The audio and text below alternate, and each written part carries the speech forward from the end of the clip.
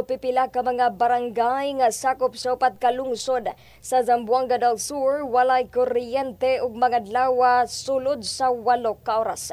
Alang sa dugang detalye sa mao nga balita ng report. Balita sakto sa hapon.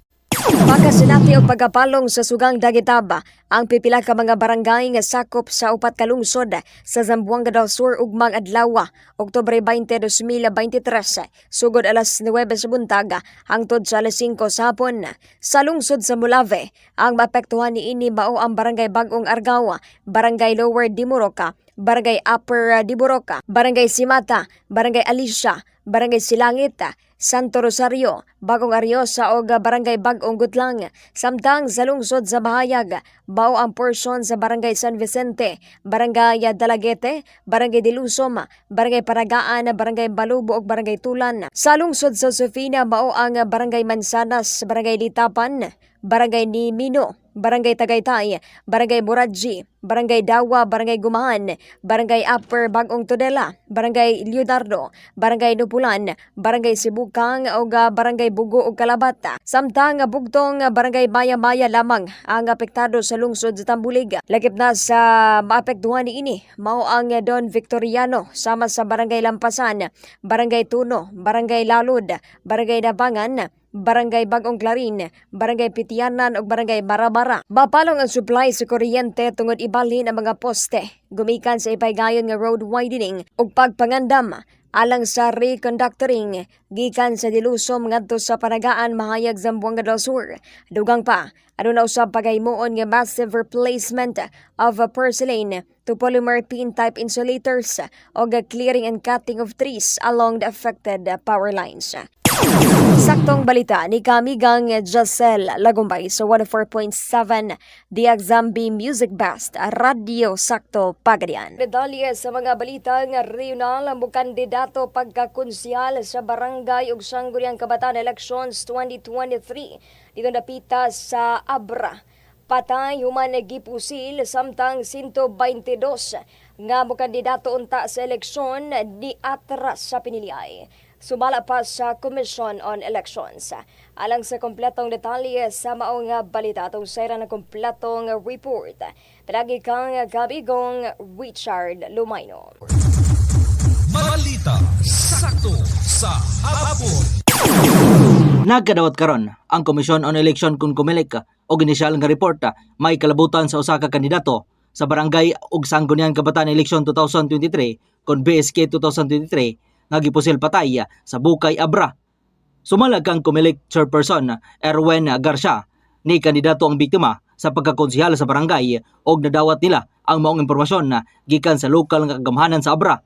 Sigun pa ni Garcia, nagkadawat usab ang full body og impormasyon na may kalabutan sa problema nga nasinati karon na sa Abra, partikular na sa Bukay.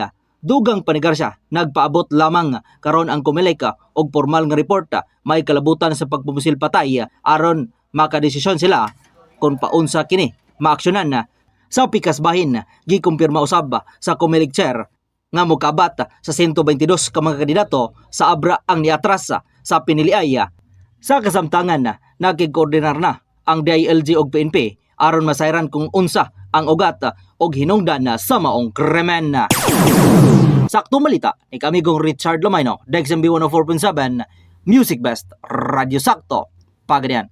Sa katapusang detalye sa mga balita nga regional ang mga kamigo sa top 5 most wanted person nga dunay patong-patong nga kaso nasikop sa Mandawi City, Cebu.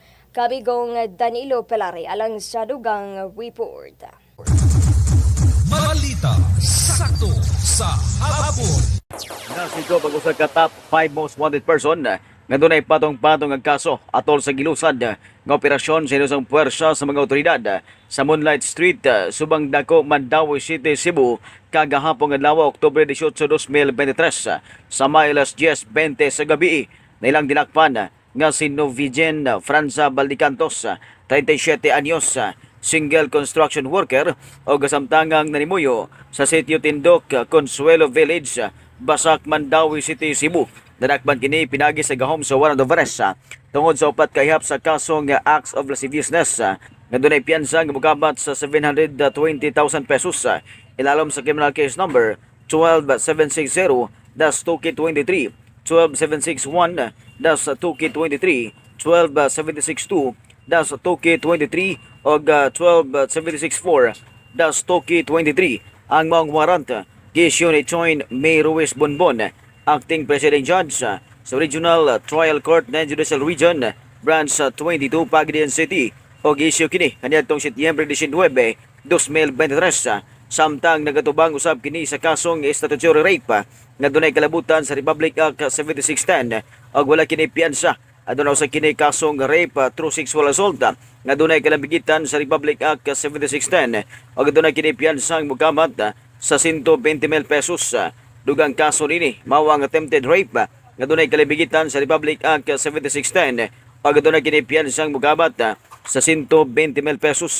Ilahom sa criminal case number 17343-2K23, 17344-2K23 o 17345-2K23 o giisyu kini ni Chon May Ruiz Bonbon, Acting Presiding Judge sa Regional Trial Court ng Judicial Region, Branch 22, Pagadian City kaniadtong Oktubre 18, 2023. Nahimo mga operasyon pinagi sa Joint Manhunt Operation sa Waran Section sa Pagadian City Police Station sa pagbangunan ni Police Major Dexter Adrias, kauban si Police Staff Sergeant Jesrel J. Ibarle o Police Staff Sergeant Genesis Duginia.